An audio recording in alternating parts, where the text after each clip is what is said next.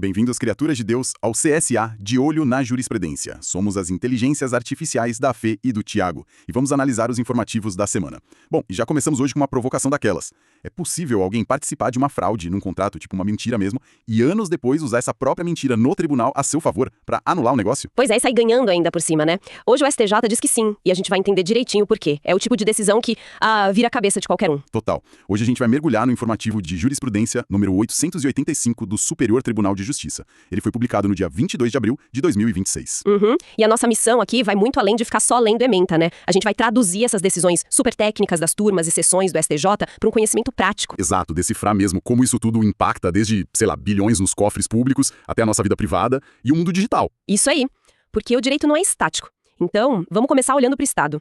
A nossa primeira sessão vai focar na relação do Estado com o patrimônio, o meio ambiente e os próprios servidores. Ah, legal. E já tem um caso super interessante da segunda turma sobre a remoção de servidor público federal por motivo de saúde. Porque, o senso comum diz que a administração pública sempre tem a última palavra, né? Pois é, a famosa discricionariedade. Isso. Tipo, o chefe virar e falar, não, a gente precisa de você nesse departamento, não dá pra transferir agora. Mas olha, o senso comum esbarra na lei nesse ponto. O STJ reforçou uma garantia fundamental aí. Quando a gente fala de remoção por motivo de saúde, seja do servidor, do cônjuge ou de um atendente, a lei tem um critério bem rígido. E qual seria esse critério na prática? Então, se tiver comprovação por um laudo de uma junta médica oficial atestando essa necessidade de saúde, a remoção deixa de ser um favor. Ela não é mais uma escolha política do chefe, sabem? Entendi. Vira um direito subjetivo da pessoa. Exatamente. O mecanismo jurídico aqui se chama ato vinculado. A administração simplesmente perde aquela margem de manobra. Atestou a doença na junta médica oficial, o Estado é obrigado a conceder a transferência. E faz todo sentido, né? Porque, estamos lidando com a integridade física e mental da pessoa. Não dá pra isso ficar refém da conveniência de um departamento. Com certeza. Mas, mudando um pouco da saúde pro bolso do Estado, tem o julgado da primeira turma sobre atraso em pagamento de precatórios e ação popular. Ah, precatórios. A princípio, se o Estado não paga uma dívida do prazo, soa como má gestão, né? O que faria qualquer um pensar que cabe uma ação popular logo de cara para punir os gestores. É uma dedução super lógica. Só que o judiciário exige um rigor muito maior nesse caso. A ação popular é um instrumento constitucional fantástico para anular atos lesivos ao patrimônio público. Mas o STJ explicou que o simples atraso cronológico ali, não pagar no dia exato, não configura uma lesão de forma automática. Pera. Então só atrasar não basta? Não basta. Para abrir a porta de uma ação popular, é imprescindível demonstrar um dano real, tipo financeiro, e concreto ao cofre público. O mero descumprimento do calendário não sustenta o processo. Ah, saquei. A insatisfação com a lentidão não é sinônimo de dano ao erário. A pessoa precisa provar que aquele atraso específico fez o cofre sangrar dinheiro, não é isso? Perfeito. É bem por aí. E por falar em cofre público e proteção, o que foi aquele caso bizarro envolvendo o TAC, o termo de ajustamento de conduta, lá na área ambiental? Nossa, esse caso da primeira turma mostra como boas intenções podem violar a lei, né? A situação era a seguinte, o infrator cometeu um dano ambiental e tomou uma multa. Padrão até aí, tudo certo. Só que em vez de pagar a multa pro fundo do meio ambiente, que é a regra, eles firmaram um TAC onde ele compensaria doando bens direto pra Secretaria Municipal do Meio Ambiente. Tipo, doando carro, computador, e o STJ diz que isso gera a nulidade absoluta do TAC. Mas, sendo bem pragmático aqui, isso não seria mais eficiente? Corta a burocracia e já entrega o computador na mão do fiscal que precisa trampar? Parece, né? Mas a nulidade vem de uma trava muito séria contra conflito de interesses, que tá na lei de crimes ambientais. Pensa no incentivo perverso que isso cria. Verdade. Se o órgão puder converter multa em caminhonete nova para o próprio uso, existe um risco gigante da fiscalização se desvirtuar. Eles poderiam começar a multar não para proteger a floresta, mas para bater meta de equipamento novo para o escritório, sabe? Nossa, faz todo sentido. O dinheiro tem que ir para o fundo específico para garantir que vai recuperar o meio ambiente e não para o conforto administrativo. Exato. É uma trava para evitar uma cultura de caça-multas. E ainda nessa lógica de responsabilidade do município, a gente precisa mencionar o caso do loteamento irregular numa área de preservação permanente. Esse caso da segunda turma é emblemático. Várias pessoas compraram lotes irregulares numa APP. Obviamente, deu tudo errado, o negócio era ilegal, e aí as pessoas decidiam processar a prefeitura querendo dinheiro de volta. Alegando que a prefeitura devia ter fiscalizado, né? Isso. E é inegável que o município tem o dever legal de impedir agressões urbanísticas. Ele falhou na polícia administrativa, mas o STJ cravou que o município não tem responsabilidade objetiva e solidária de indenizar esses compradores. Porque estamos falando de uma relação privada de um negócio totalmente ilegal, né? Exato. Os compradores assumiram um risco enorme comprando lotes sem matrícula, sem aprovação. É como se alguém comprasse um carro roubado no meio da rua, sem documento, sem placa. Exatamente. E aí, quando a polícia prende o carro, a pessoa resolve processar o departamento de trânsito exigindo reembolso, porque o Estado falhou em policiar a rua. O erro original foi entrar no negócio ilícito. Analogia perfeita. O Estado não é seguradora para quem assume risco à margem da lei. O prefeito pode até responder por improbidade pela omissão, mas o cofre público não vai reembolsar esse investidor, não. Bom, se a administração tem regras rígidas, o judiciário também tem, né? Isso leva a gente para a segunda seção do episódio, processo civil e previdenciário. Vamos falar das engrenagens. Teve uma decisão da primeira sessão sobre as gigantes da telefonia e as ações civis públicas. onde a súmula 235 do STJ foi afastada. Afastada, mas qual era o risco de aplicar a súmula nesse caso? Então, normalmente quando tem dois processos idênticos em lugares diferentes, o juiz que despachou primeiro atrai o outro processo. Mas a súmula diz que se um já foi julgado, não precisa mais juntar. Tá, a regra geral. Só que em ações civis públicas de dano ao consumidor em massa, tipo nível nacional, aplicar isso seria um desastre. Por quê? A gente teria decisões conflitantes. Exato. O dano é difuso. Se a justiça deixasse cada juiz regional dar uma sentença separada, o consumidor de um estado teria um direito contra a empresa e o de outro estado não teria, pelo mesmo fato. Nossa, viraria uma bagunça. Uma bagunça total. Por isso, o STJ, usando o tema 1075 do STF, definiu que para essas ações, a competência fica presa no juízo que primeiro conheceu de qualquer uma delas. Ignora-se a súmula para não gerar um colapso no sistema. É um baita de um freio de arrumação. E falando em limites, teve um caso de direito previdenciário na primeira turma que é bem curioso. Um segurado pediu aposentadoria por invalidez.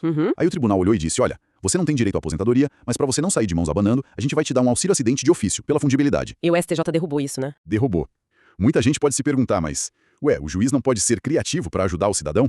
É que a bondade do juiz não pode rasgar o Código de Processo Civil, né? A fungibilidade previdenciária tem limites ali no princípio da congruência. O juiz fica amarrado aos limites do que foi pedido na petição inicial. Sim, é como pedir uma pizza num restaurante, o garçom percebe que acabou a massa e te traz um hambúrguer sem te perguntar nada, só partindo do princípio que você precisa comer alguma coisa. Pode crer. A intenção é ótima, mas não atende ao pedido original. E tem o lado do INSS também, né? O órgão focou a defesa em provar que o cara não era inválido, eles nem tiveram chance de discutir o auxílio-acidente. Exato, o devido processo legal exige previsibilidade. Aliás, fechando essa parte processual, a quarta turma lidou com um contrato de gestão de pagamentos, mostrando bem como as regras de competência e o direito civil andam de mãos dadas em questões complexas. O que já é um ótimo gancho para nossa terceira sessão, Relações Privadas e o Mundo Digital. Lembra daquela provocação no começo sobre o mentiroso se dar bem? Lógico, o caso da terceira turma sobre simulação de negócio jurídico. Como que alguém pode confessar a mentira e usar isso a favor no tribunal? É fascinante. Imagina que duas pessoas assinam a compra de um imóvel, mas é tudo fachada só para esconder o bem de um credor. No Código Civil Antigo, de 1916, quem armava a fraude não podia pedir para anular o contrato alegando a própria mentira. O que parece bem justo moralmente, né? Se você armou o golpe, arque com as consequências. Sim, mas o Código de 2002 inverteu isso. Ele elevou a simulação a uma nulidade absoluta. E uma nulidade absoluta é tipo um vício tão grave que não prescreve e não tem validade sob nenhuma hipótese. Caramba! Então o interesse público de limpar a economia de um negócio fantasma é muito maior do que a punição moral de quem mentiu. O STJ cravou que os próprios simuladores podem invocar a simulação para anular o ato. É uma mudança de paradigma bizarra. O Estado prefere desmontar a farsa, mesmo que isso acabe salvando a pele do fraudador. Pois é. E ainda na terceira turma, teve a questão da adjudicação compulsória. Sabe quando o comprador paga todas as parcelas do imóvel, mas o vendedor some e não assina a escritura? Sei. Aí o comprador entra com uma ação para forçar a assinatura. E esse direito é imprescritível, não é? Isso mesmo. Mas e se o imóvel não existe mais ou já foi passado por um terceiro de boa-fé? O comprador precisa converter o pedido em perdas e danos. Ah, para pegar o dinheiro de volta? Exato. E a tese firmada é que, se o direito principal da escritura é imprescritível, a conversão em perdas e danos também herda essa imprescritibilidade. Assim, o comprador não fica no prejuízo por causa de um detalhe técnico. Uma proteção bem coerente. Bom, agora a gente entra num debate muito denso desse informativo. Redes sociais, abuso infantil e o marco civil da internet. É pesado. A terceira turma analisou a remoção de conteúdo ilícito e imagens de abuso contra menores. E as plataformas sempre usam aquele protocolo de defesa, dizendo que só removem se a vítima mandar a URL específica de cada postagem. Mas nesse caso era um volume massivo de imagens espalhadas por hashtags criminosas, né? Não tem como a vítima caçar foto por foto. Nenhuma condição. E o STJ derrubou esse escudo das plataformas. Eles disseram que exigir que a vítima faça esse rastreio de milhares de links é uma dupla vitimização cruel. Totalmente. Então indicar a URL da própria hashtag já basta? Já é o suficiente. A plataforma tem que identificar e remover tudo ali dentro. A proteção da criança atropela qualquer burocracia técnica. E tem mais. As empresas argumentaram que não deveriam pagar os honorários dos advogados, já que elas só estavam esperando a ordem do juiz, como manda o Marco Civil. Ah, aquele argumento de evitar censura prévia. O STJ comprou isso. De jeito nenhum. O STJ foi cirúrgico. Se a plataforma resistiu ao pedido inicial da vítima e obrigou ela a entrar na justiça, a empresa deu causa ao processo. Tem que pagar os honorários de sucumbência, sim. É um recado direto para as Big Techs. E saindo do digital, a gente vai para a quarta sessão, o braço forte da lei, o nosso direito penal. Vamos começar pela quinta turma e aquela investigação criminal que durou incríveis 6 anos. Imagina o desespero. 6 anos sendo investigado por apropriação indébita, sem o Ministério Público concluir nada, sem denúncia formal. O STJ trancou a investigação alegando excesso de prazo. Mas, crimes financeiros não são complexos mesmo, não precisaria desse tempo todo para cruzar dados. A complexidade até dá uma margem, mas não é um cheque em branco. Depois de 6 anos sem conclusão, a investigação perde a justa causa, fere a duração razoável do processo, lá do artigo 5º da Constituição. O tempo infinito não deixa de ser uma punição antecipada, né? A pessoa não tem paz. Exatamente. O Estado tem limites. Mas do outro lado da balança, a quinta turma também analisou um caso de drogas dentro do presídio. Com toda essa discussão de descriminalizar o porte para consumo próprio na rua, isso mudou algo nas prisões? Olha, não mudou absolutamente nada. O STJ deixou claríssimo que a posse de droga por um detento, mesmo que seja só para uso pessoal, configura falta grave. É, porque a dinâmica lá dentro é outra, né? Sim, o foco não é a saúde pública ali, é a segurança do presídio. Introduzir substância ilícita quebra a disciplina da execução penal e as consequências para o detento são severas. Faz sentido. E teve um caso da sexta turma sobre milícia privada, artigo 288-A do Código Penal. Como é que se prova que um bando é uma milícia e não só uma quadrilha comum? A lei fala que precisa provar o vínculo estável e permanente. E a defesa tentou um argumento super formalista dizendo que o juiz não usou literalmente as palavras estabilidade e permanência na sentença e não nomeou todos os membros. E o STJ não aceitou isso? Não, rejeitou esse preciosismo. O tribunal entende que isso é deduzido da narrativa dos fatos. Se o grupo cobrava taxa continuada, tinha domínio de território e agia sistematicamente com armas, a estabilidade está óbvia ali. O direito penal não é um jogo de caça-palavras. Os fatos são o que importam. Bem pragmático. E ainda na quinta turma teve um de trânsito bem curioso. O réu recorreu sozinho, a famosa tentativa de diminuir o dano, e o tribunal trocou uma restrição de direitos por prestação de serviços à comunidade. A defesa chiou, dizendo que piorou a situação, o tal do reformatio impégios. E piorou. O STJ diz que não. Trocar uma restrição genérica por serviço comunitário não aumenta o tamanho da pena. Ambas são alternativas à prisão. E no trânsito, o serviço comunitário tem um viés pedagógico muito forte. O tribunal só ajustou a qualidade da pena, não a quantidade. Ah, entendi.